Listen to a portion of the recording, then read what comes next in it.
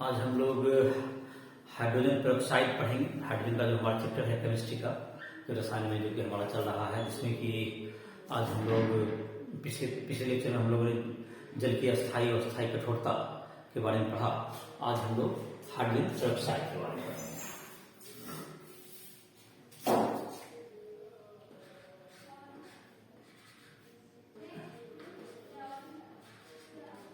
Hydrogen पर oxide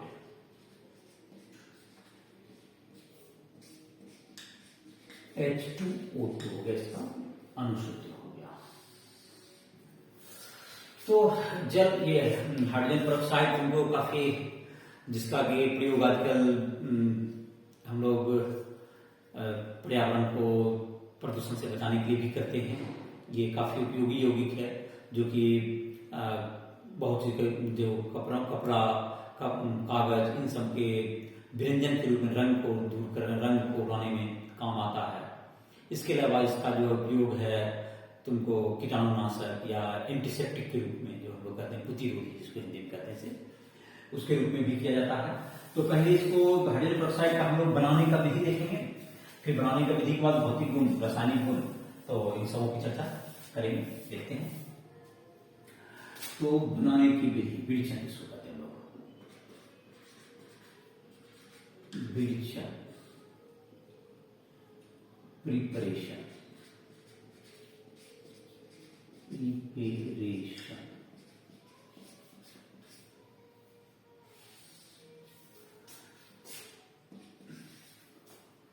पहला प्रयोगशाला में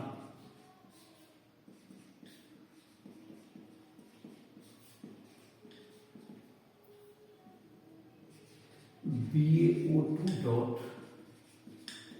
H2O की प्रतिक्रिया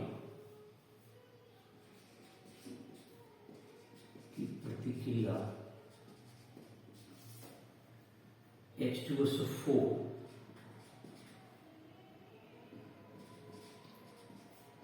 से कराने पर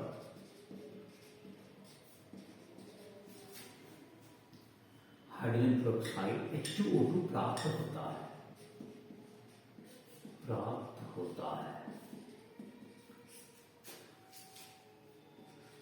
BaO2 dot H2O plus H2SO4, इससे बन जाएगा BaSO4 plus H2O2 plus H2O बनेगा। जो जल है, इसको आंशिक स्रवण से हम लोग क्या कर सकते हैं, निम्न दाब पर आंशिक स्रवण के द्वारा जल को हम लोग हटा सकते हैं। निम्न दाब पर आंशिक स्रवण द्वारा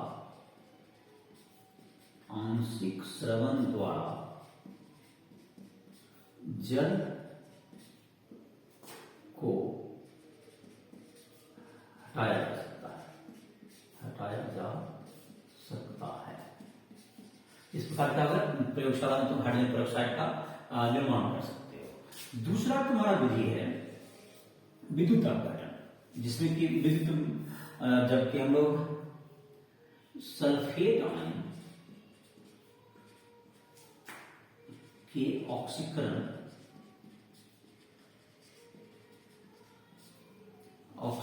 के द्वारा प्राप्त H2S2O8, जो कहते हैं हम लोग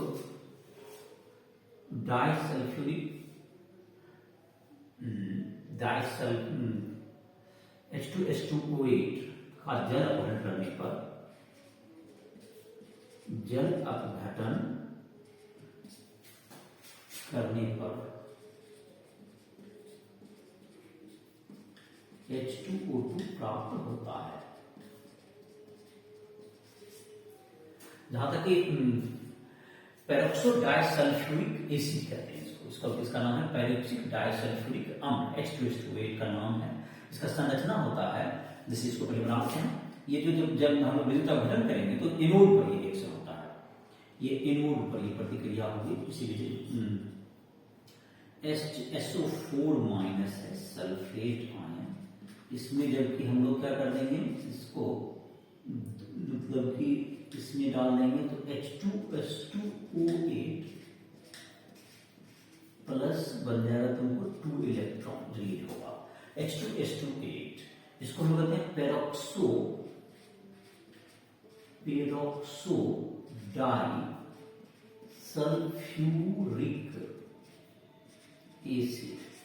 इसका स्ट्रक्चर जहां तक होता है, देखो पेरोक्सो डाई सल्फ्यूरिक एसिड का स्ट्रक्चर बना देते हैं यहां पर, S इधर O हो गया, इधर H हो गया, डाई सल्फ्यूरिक एसिड ये तुमको, और यहां पर ये पेरोक्सी बॉन्ड होता है, देखो ये पेरोक्सी बॉन्ड यही है,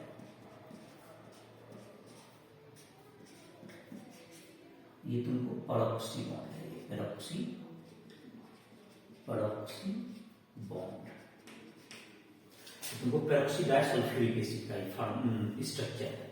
अब इसमें जब हम लोग जल डालेंगे H2S2O8 इसको जब हम लोग जल डालेंगे तो ये बन जाता है तुमको H2O2 बन जाएगा और HSO4 माइनस और H प्लस, ऐसा तुमको प्राप्त हो जाएगा ये। तो ये तुम्हारा ये प्राप्त हो जाएगा। और पोटासियम डाइसल्फेट आयन जो रहता है तुमको, पोटासियम डाइसल्फेट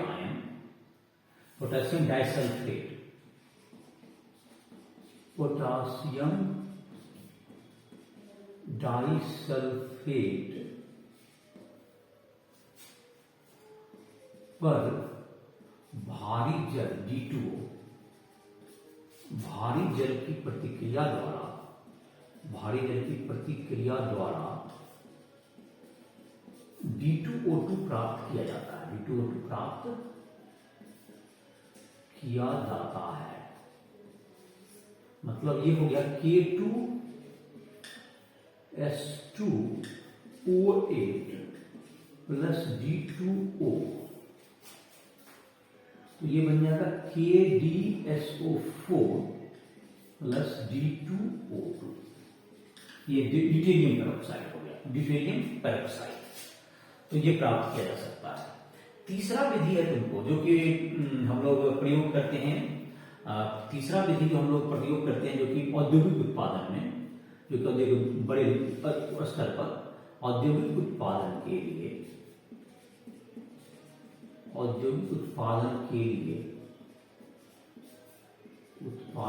लिए इथाइल एंथ्रोक्विनोल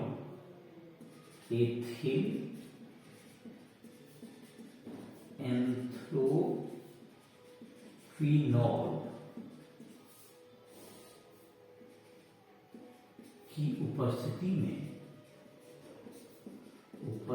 में O2 एवं H2 की प्रतिक्रिया द्वारा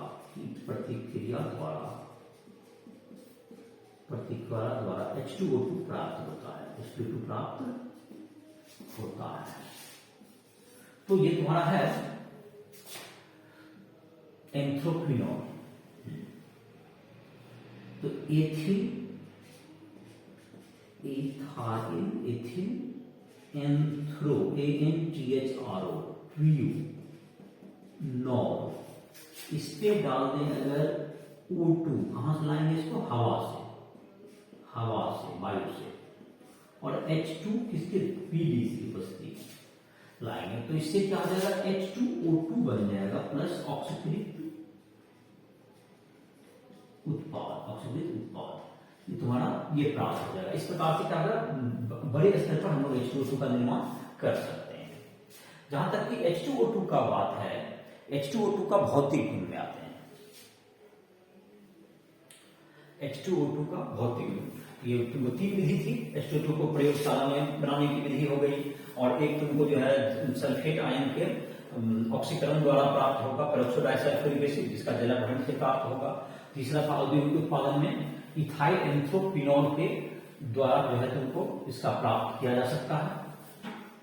H2O2 और O2 का जब उसे वायु के उपस्थिति में जो प्रयोग करके O2 गैस जाते हैं, और Pd जो धातु की उपस्थिति में जब H2 रहता है, उसकी मदद से हम लोग H2O2 प्राप्त कर सकते हैं। अब है तुमको तीसरा, तुमको जो अगला है H2O2 का भौतिक गुण देखते हैं। हाइड्रोजन पेरोक्साइड का भौतिक गुण में तुम्हारा हो गया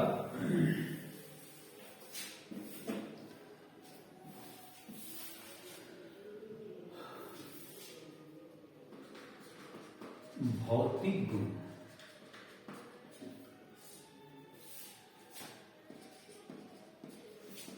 यह रंगहीन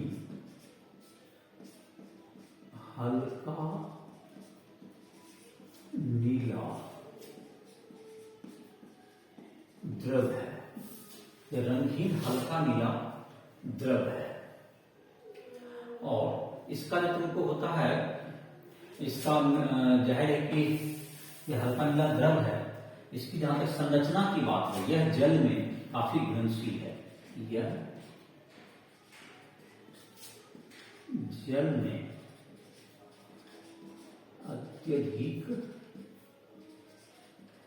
घुलनशील है।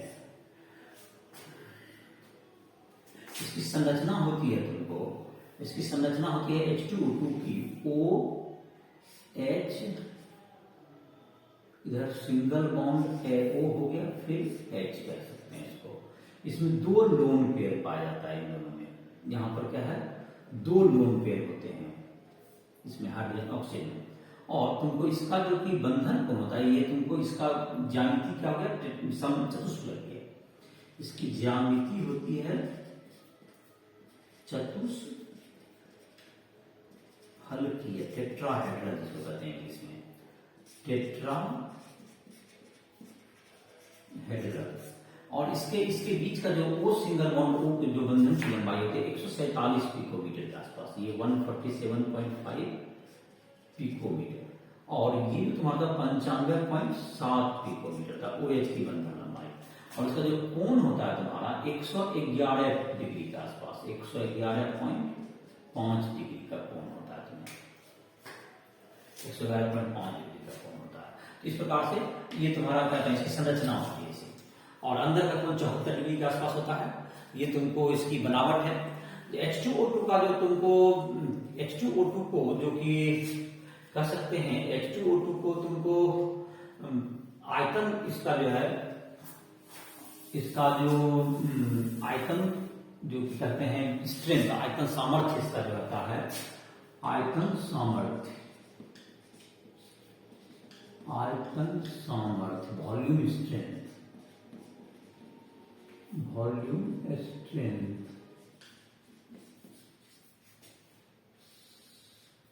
एक आयतन H2O2 जितना आयतन O2 गैस STP पर देता है, उसे H2O2 का आयतन सामर्थ्य कहते हैं। H2O2 का आयतन सामर्थ्य कहते हैं।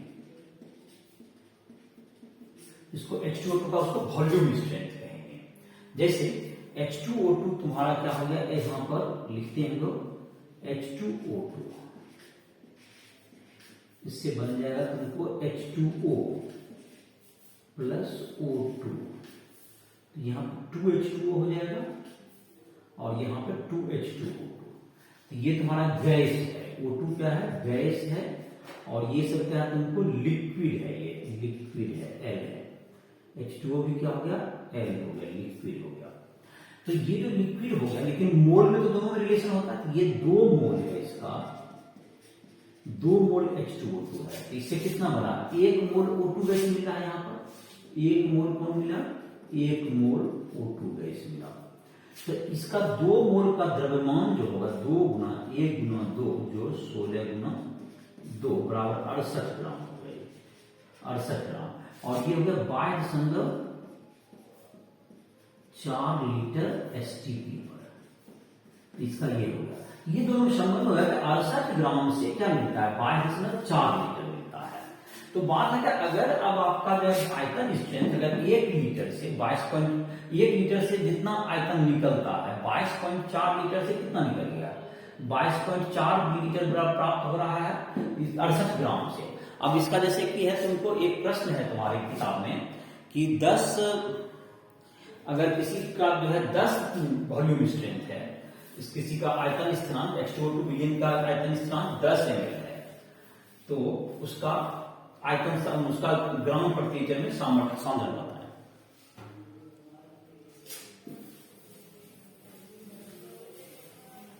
अब देखो इसमें जैसे कि बनाते हैं आयतन सामर्थ्य इसका बताना है ग्राम प्रति लीटर में। अगर 10 वॉल्यूम H2O2 का आयतन सामर्थ्य, आयतन सामर्थ्य है H2O2 का आयतन सामर्थ्य क्या होगा, 10 ml इसका आयतन सामर्थ्य, इसको ग्राम प्रति लीटर में बदलना है। तो 1 litre H2O2 10 litre O2 STP पर देता है, STP पर देता है, 10 लीटर STP पर देता है। अब बात रहा कि 22.4 लीटर कितना ग्राम से बनता है, तो उसे ग्राम प्रति लीटर चाहिए, 1 लीटर का द्रव्यमान होगा उसका निकल जाएगा। तो 22.4 लीटर O2 68 ग्राम H2O2 से प्राप्त होता है, H2O2 से प्राप्त होता है, इसीलिए 10 लीटर। तो 68 गुना 10 लीटर बटे 22.4 लीटर बराबर करीब करीब 30 ग्राम।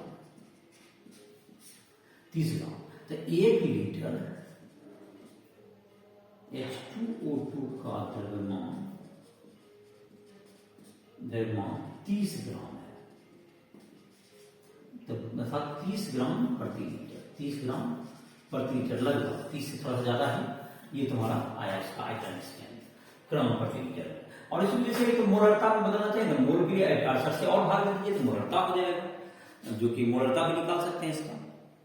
तो ये तुम्हारा हो गया आयतन प्रतिशत से ग्राम प्रति लीटर में। अब मोलरता के लिए क्या करते हैं, मोल में भाग दे देंगे तो मोलरता हो जाएगा। आयतन सामर्थ्य के बारे में समझ में आ गया होगा, ये तुमको है। अब इसका देखते हैं H2O2 का हम लोग रासायनिक गुण देखते हैं। H2O2 का रासायनिक गुण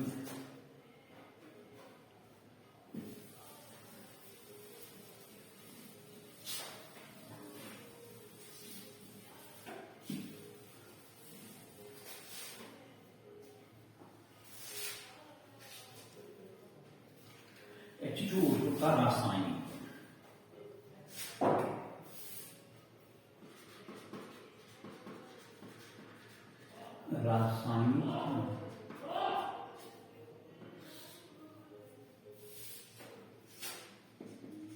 H2O2 ऑक्सीकारक एवं अवकारक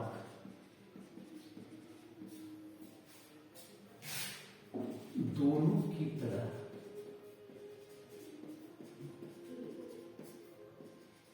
कार्य करता है, दोनों तरह कार्य करता है। H2O2 ऑक्सीकारक और दोनों तरह कार्य करता है। तो अब देखते हैं ऑक्सीकारक के रूप में।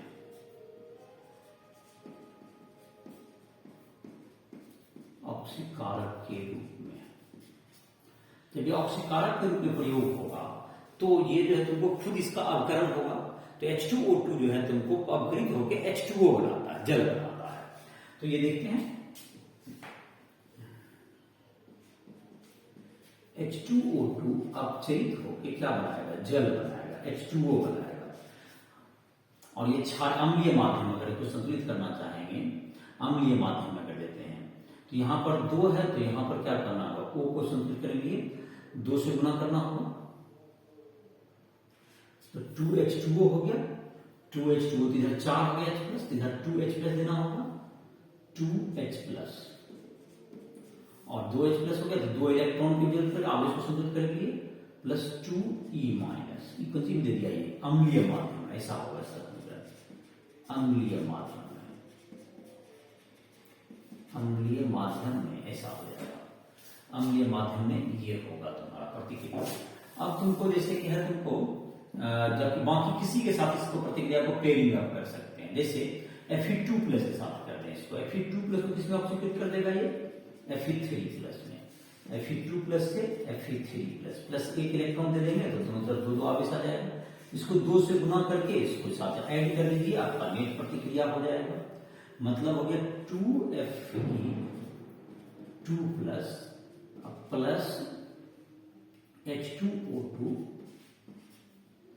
प्लस 2H प्लस, इधर से क्या बन जाएगा 2Fe3 प्लस प्लस 2H2, ये तुम्हारा ऑक्सीकृत हो गया इसका अम्लीय माध्यम में। अम्लीय माध्यम जैसे कि अब तुमको PbS को अगर ऑक्सीकृत करना चाहेंगे तो PbS प्लस H2O2, इससे बन जाएगा PbSO4,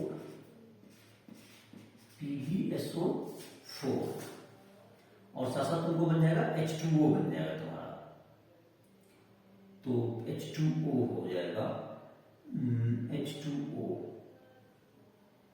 तो H2O PbSO4 हो गया, H2O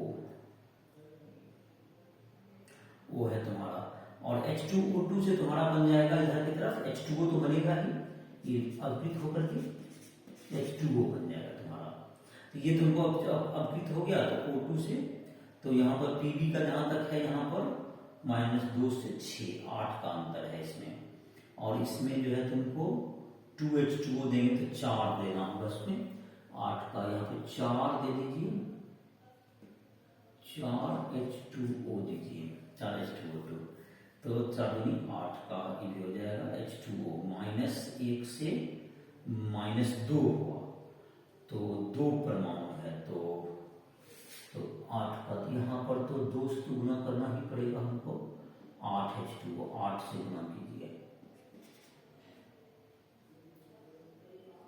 8 से गुना करेंगे सद हो जाना चाहिए 8 से, तो ये तुम्हारा हो गया 4H2, 4 से गुना करना पड़ेगा, 4 कर देंगे संतुलित हो जाएगा, देखते हैं 4 4 8, उधर PbSO4 4 दूनी क्या होगा तुमको, 4 दूनी 8 है उधर, हाँ तो 4H2O, हाँ ये संतुलित तुम्हारा हो जाएगा, ये ऑक्सीकारक के रूप में ये प्रयोग किया।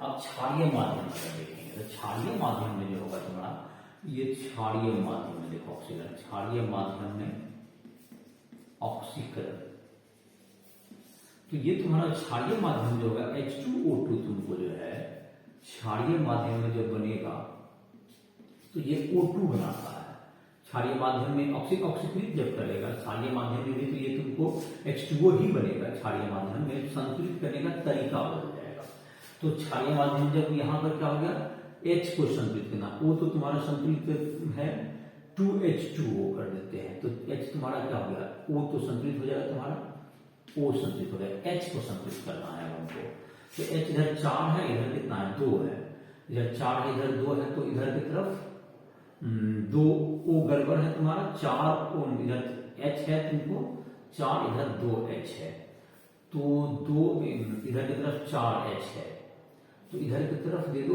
H2O दे दो, 4 है तो 2H2O दे दो, इधर H2O ने OH माइनस देते हैं इधर, तो 2OH माइनस और 2OH माइनस दे देंगे इधर,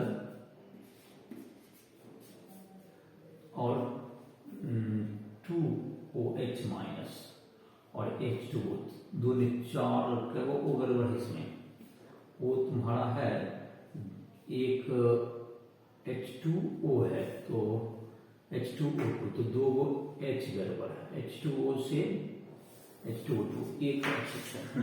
इसको चेक, एक मिनट।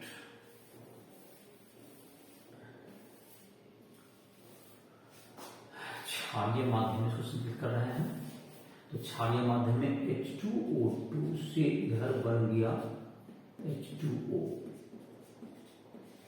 H तो संतुलित ही है, O गड़बड़ है, एक O गड़बड़ है, तो O जिधर ज्यादा है उधर H2O जोड़ देते हैं लोग, और इधर की तरफ 2OH माइनस हो जाएगा, तो ये हट ही जाएगा, H2O नहीं बचेगा, और सिर्फ संतुलित कर देंगे तो ये तुमको H2O2 से क्या बन जाएगा, 2OH माइनस, यही हो जाएगा तुम्हारा क्षारीय माध्यम में, ये 2OH माइनस यही हो जाएगा तुमको।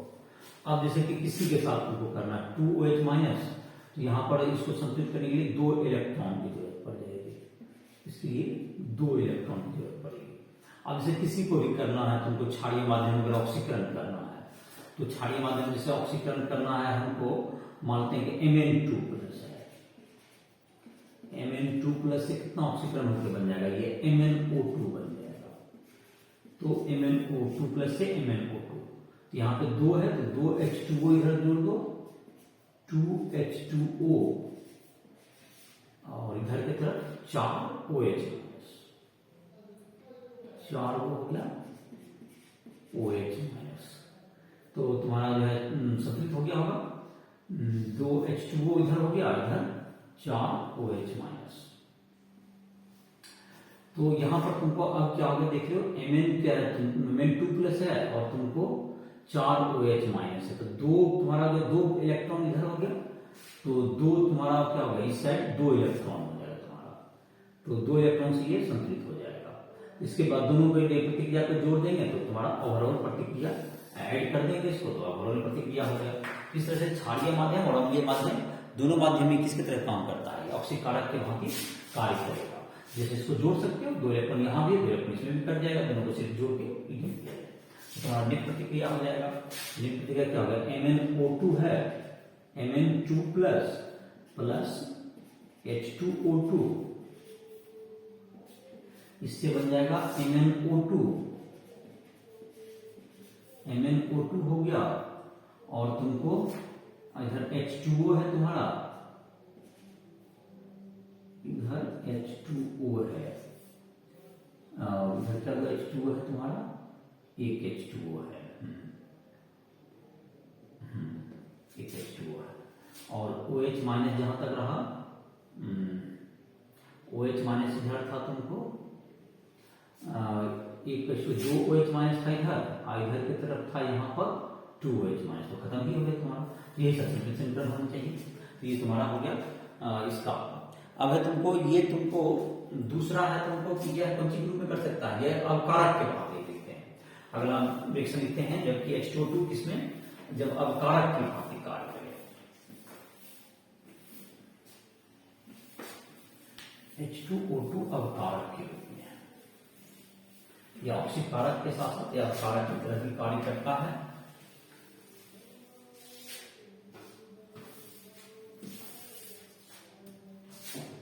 H2O2 अवकारक के रूप में, तो ये तुमको क्या करेगा, ये जब अपकृत होगा तो H2O2 खुद ऑक्सीकृत होकर के O2 बनाता है, ये O2 बनाता है। अगर हम इसको क्षारीय अम्लीय माध्यम में करना चाहें, यहाँ क्या है 2H प्लस 2 इलेक्ट्रॉन बन गया इधर। अब इसको अगर तुमको क्षारीय, जैसे कि इसको करना है Fe2 प्लस से Fe3 प्लस में मान लेते हैं, तो Fe3 प्लस एक इलेक्ट्रॉन इधर जुड़ गया, इसमें 2 इलेक्ट्रॉन को अवकृत करना है यहाँ, Fe तो ऑक्सीकृत होगा ना, तो ये तो रिएक्शन तुम्हारा गलत हो गया। तो H2O2 क्या बन जाता है, इधर O2 बनाता है, ये ध्यान रखना है। जबकि अपकृत होगा तो यहाँ पे देखो -1 से यहाँ क्या होगा 0 हो गया ऑक्सीजन स्थिति। अब तुमको यहाँ पर बात कर रहे थे हम लोग जैसे कि MnO4 माइनस का कर दो, जैसे कि एक है तुमको MnO4 माइनस, इससे क्या बन गया, अगर अम्लीय विलयन में गए तो Mn2 प्लस बन गया, MnO4 माइनस से Mn2 प्लस। तो O को संतुलित करने की किसका जरूरत पड़ेगा, 4H2O और इधर हो जाएगा 8H प्लस, 4H2O और क्या हो गया 8H प्लस। तो 8 में से क्या 7 हो गया, 7 इलेक्ट्रॉन इधर है क्या, और 7 है इधर की तरफ है 2, तो 7 तो और इधर हो गया 5 इलेक्ट्रॉन इधर हो जाएगा 5E माइनस। तो इसमें अब तुमको किससे गुना हो जाएगा, इसको 2 से गुना कर देंगे और इसको 5 से गुना कर देंगे, इसको 2 से गुना कर देंगे, इसको 5 से गुना कर देंगे, तो 2MnO4 माइनस अब प्लस 5 क्या होगा तुमको 5H2O2, 5H2O2 और इससे क्या बन जाएगा तुमको, अब इधर की तरफ बन गया तुमको 2Mn2 प्लस, ये 2Mn2 प्लस हो जाएगा, प्लस 5O2 हो गया तुम्हारा। और जहां तक H प्लस की बात है, H प्लस इधर कितना हो गया तुमको 5 दूनी 10H प्लस हो गया, राइट साइड में इधर 5 से मल्टीप्लाई हुआ है तो 10H प्लस, और इधर की तरफ देखें तो ये तुमको 16H प्लस 6H प्लस हो गया, इधर कितना हो जाएगा तुमको 6H प्लस बचेगा इधर फाइनली कट के, है ना, हाँ प्लस क्या हो गया 6H प्लस हो गया तुम्हारा, तो ये तुम्हारा 6H प्लस लेफ्ट साइड में, ये तुम्हारा नेट रिएक्शन हो गया तुम्हारा। तो ये तुम्हारा क्या हो गया अम्लीय माध्यम में, क्षारीय माध्यम में भी अब कारक रूप में काम कर सकता है। तो ये कभी भी किसी भी माध्यम में अगर करेगा तो H2O जो है अवकृत होकर क्या बना, ऑक्सीकृत होकर O2 बनाएगा, और जबकि ये अवकृत होता है, जबकि H2O जब ऑक्सीकारक के रूप में काम करेगा तो ये H2O से H2O बना लेता है, और जब अवकारक के रूप में काम करता है तो ये O2 के रूप में आ जाता है। इस प्रकार से क्या करेगा, ये दोनों की भांति कार्य कर सकता है। अब H2O2 का हम लोग देखते हैं संग्रहण करना है, जहां पर भी रखने की बात है,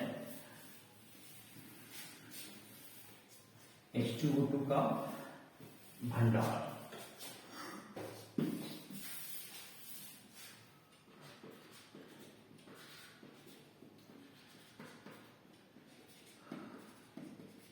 तो H2O2 काफी क्रिया जो है तुमको, H2O2 लाइट के प्रेजेंस में, लाइट जब रहेगा, जब प्रकाश है तुमको, तो ये तुमको H2O और O2 में टूट जाता है, ये काफी तेजी से होता है, विस्फोटक की तरह। तो ये काफी, ये तुमको विस्फोटक की तरह तुरंत मतलब क्या कर जाएगा, ये टूटता है। तो ये तुम्हारा जब जो है इस प्रतिक्रिया को, इसको इस ढंग से प्रतिक्रिया की, इसको लाइट से बचा सकते हैं। दूसरा, इस प्रतिक्रिया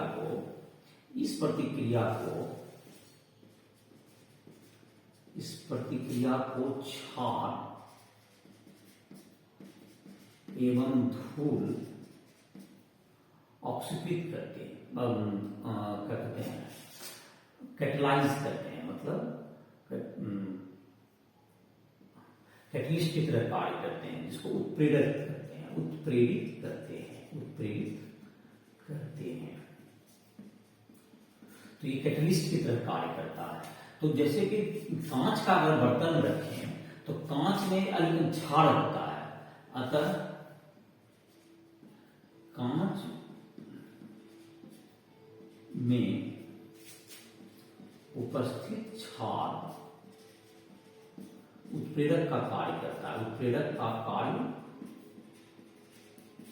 करता है। इसलिए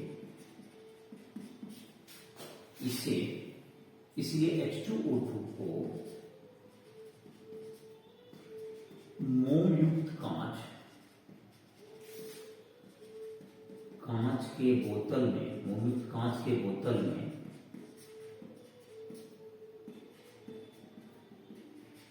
अंधेरा में रखना चाहिए, अंधेरा में रखना चाहिए, इसको अंधेरा में रखना चाहिए। इस बोतल में मतलब डार्क रूम में रखना चाहिए और तुमको मोम युक्त कांच का बर्तन हो उसमें रखिए, नहीं तो ये क्या होगा, ये विस्फोटक रूप से प्रतिक्रिया कर सकता है। तो भंडारण के लिए सावधानी रखना है कि मोम युक्त जो कांच का बर्तन और अंधेरे में रखना है, जिससे कि ये प्रतिक्रिया करके ये टूट न पाए। जहां तक कि H2O2 का अभी तक उपयोग की बात है, ये काफी उपयोगी रसायन है, जिसका कि बहुत सा जगह पे उपयोग किया जाता है। जैसे कि कुछ उपयोग का तुम्हारे किताब में जो कि एनसीईआरटी रूप में लिस्ट में दिया हुआ है, इसका चर्चा कर दे रहे हैं। H2O2 का उपयोग,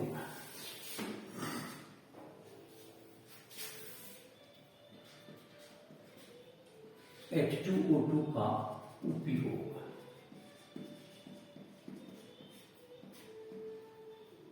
तो H2O2 का उपयोग कहां कहां होता है, तो ये तुमको बहुत जगह पर ये ब्लीच की तरह, व्यंजक की तरह कार्य करता है। जैसे पहला नंबर जो पॉइंट तुम्हारी किताब में है, बाल को व्यंजित करना, ये तुमको हो गया।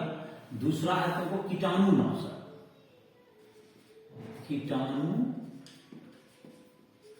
नाशक, प्रतिरोधी, जिसको हम लोग कहते हैं एंटीसेप्टिक कहते हैं, एंटीसेप्टिक, एवं बाल को विरंजित करने एवं बाल विरंजक के रूप में, बाल विरंजक के रूप में H2O2 का उपयोग इस करता है। दूसरा है तुमको इसका जो उपयोग है, सेकेंड नंबर,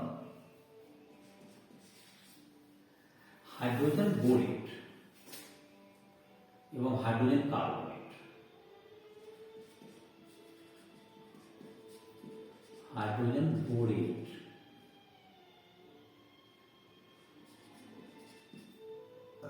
परबोरेट कर सकते, इसको परबोरेट कहो, परबोरेट एवं परकार्बोनेट।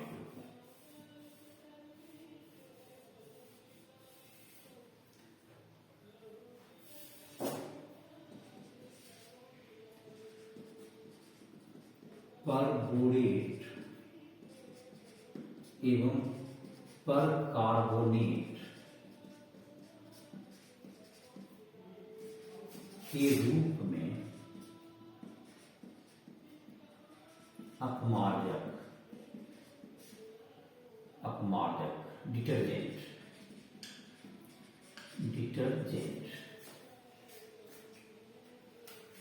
तीसरा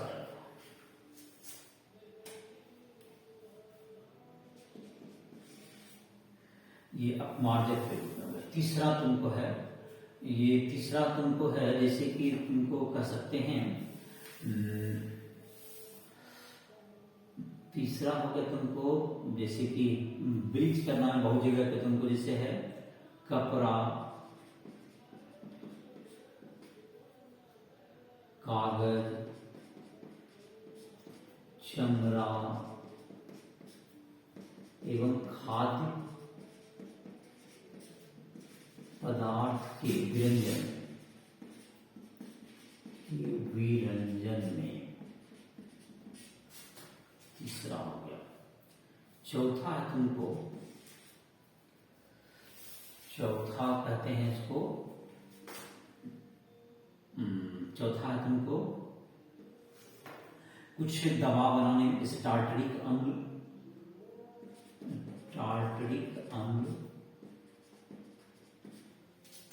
हाइड्रोक्विनोन,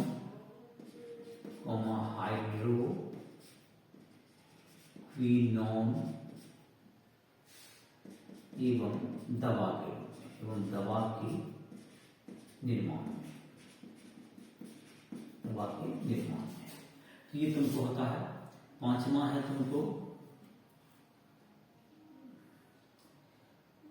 औद्योगिक एवं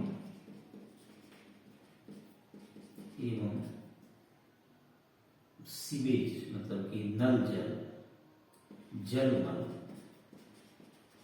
के निष्पादन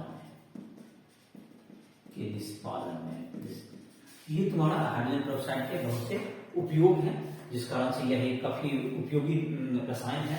एंटीसेप्टिक के रूप में भी काम करता है, डिटर्जेंट उद्योग में भी इसका उपयोग है, और बहुत से उद्योग में इसका व्यंजक के रूप में प्रयोग हम लोग करते हैं। व्यंजक रूप में का मतलब हो गया रंग के उड़ाने में। जैसे कि कपड़ा उद्योग में वो है, कागज उद्योग में, तुम्हारा दूसरा हो गया कि तुम्हारा चमड़ा उद्योग में, इन सब में भी इसका उपयोग करते हैं। और जहाँ तक ये इंडस्ट्रियल वेस्ट को ट्रीटमेंट करने में का साइनाइड वगैरह को, दूसरा है तुमको जैसे कि जल में तुमको जो कि कम हवा की मात्रा है उसमें जो कि रहती है, जिससे कि दुर्गंध करने लगता है सीवेज वाटर, तो उसमें उसके ट्रीटमेंट में भी H2O2 का उपयोग करते हैं। पर हाइड्रोल के रूप में यह तुमको जो पर हाइड्रोल के रूप में यह प्रतिरोधी के रूप में काम होता है, एंटीसेप्टिक के रूप में काम करता है, जो मार्केट में इसको पर हाइड्रोल के नाम से ये मिलता है H2O का, जिससे कि एंटीसेप्टिक मतलब जो कि जैसे हम लोग कट छट गया जहां पर चमड़ा में, तो उसका प्रयोग कर सकते हैं। तो ये तुम्हारा हाइड्रोजन पेरोक्साइड के बारे में जानकारी हो गई।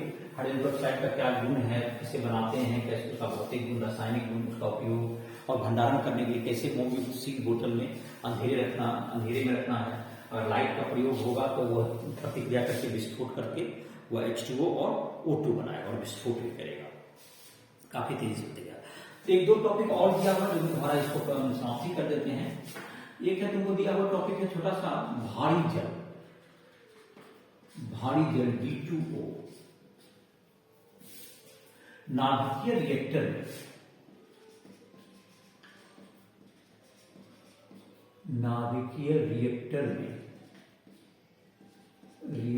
में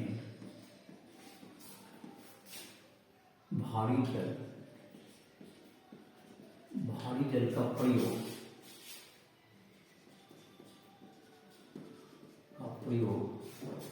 न्यूट्रॉन के अवमंदन के लिए किया जाता है। न्यूट्रॉन के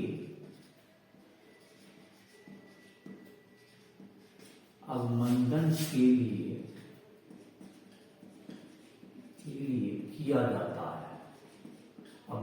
लिए किया जाता है। इसके अलावा बहुत से प्रतिक्रियाओं का मैकेनिज्म या प्रतिक्रिया के क्रिया विधि के लिए भी इसका उपयोग D2O का उपयोग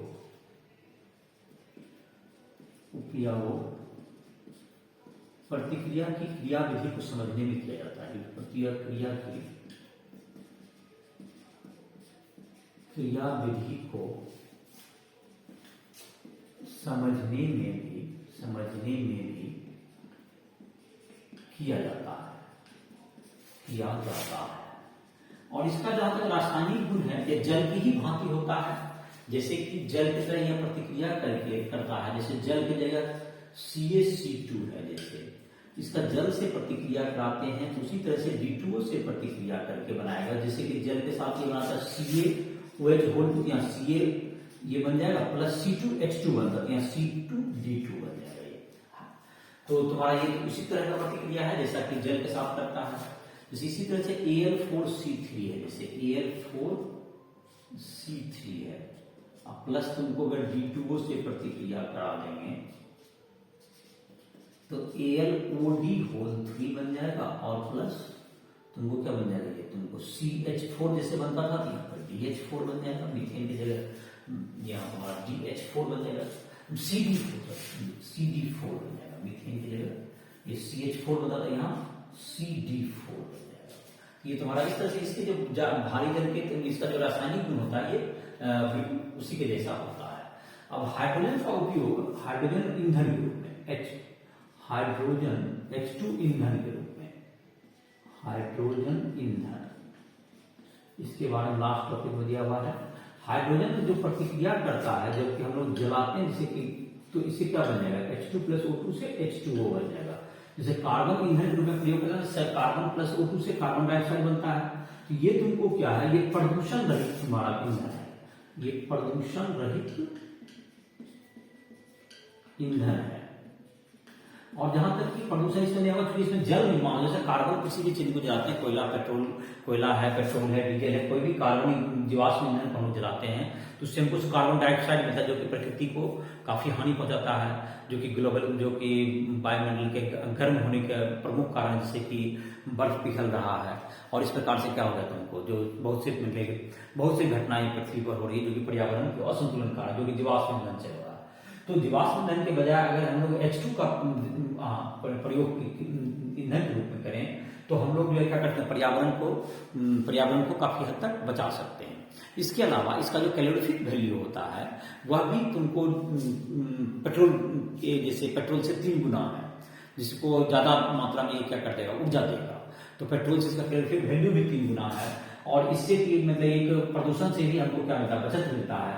तो इसके कुछ दिक्कतें हैं कि हाइड्रोजन पृथ्वी पर क्या नहीं गिरता है, उतना मात्रा में नहीं गिरता है, और इसको स्टोर करने के लिए भी ज्यादा मजबूत धातु की जरूरत पड़ती है। और इस प्रकार से क्या करते हैं, इसके कुछ चैलेंजेस हैं, लेकिन इसका प्रयोग धीरे धीरे बढ़ते जा रहा है। सीएनजी में भी 5% के रूप में 5% H2 का मिक्सिंग करके अब ईंधन बनाया जाता है। इस प्रकार से धीरे धीरे H2 का उत्पादन भी बढ़ाया जा रहा है, और इसमें जो भी तकनीकी रूप से जो भी चैलेंज आ रहे हैं उसको दूर करने का कोशिश किया जा रहा है। और हाइड्रोजन इकोनॉमी से क्या होगा, पर्यावरण से भी नुकसान हमको काफी क्या कहते हैं, पर्यावरण भी हमारा बचेगा, और हमें ईंधन की भी प्राप्ति, ईंधन मतलब काफी एक अच्छा ईंधन प्राप्त होगा। तो हाइड्रोजन इकोनॉमी जाहिर है हमारे लिए काफी लाभदायक होगा। तो ये इस चैप्टर में तुम्हारा जो हाइड्रोजन का हमारा चैप्टर है उसमें तुम्हारा ये लास्ट टॉपिक था, जिसमें भी तुमको जिसके बारे में मैंने कुछ बता दिया, और तुमको जितने भी टॉपिक थे हाइड्रोजन पेरोक्साइड इसके अलावा सारा टॉपिक हमने बता दिया। तुमको जो भी किसी को दिक्कत है क्वेश्चन एनसीईआरटी बुक में भी बना सकते हो, फिजिक्स केमिस्ट्री मैथ किसी भी चैप्टर में, फिजिक्स केमिस्ट्री मैथ किसी में भी तुमको पूछना चाहते हो राइफल ऐप के माध्यम से तुम्हें संपर्क करके पूछ सकते हो।